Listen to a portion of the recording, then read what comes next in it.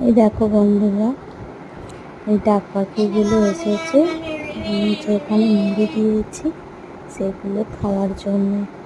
এই দেখো, আর বাচ্চাগুলো ওখানে আছে ছোটো মতো।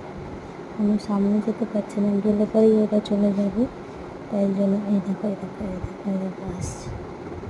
এই দেখো, এই দেখো পাচ্ছে, এই দেখো পাচ্ছে, বুঝেছ? বাচ্চাগুলো একটু দূরের দিকে রেখেছে, ওরা নিয়ে গিয়ে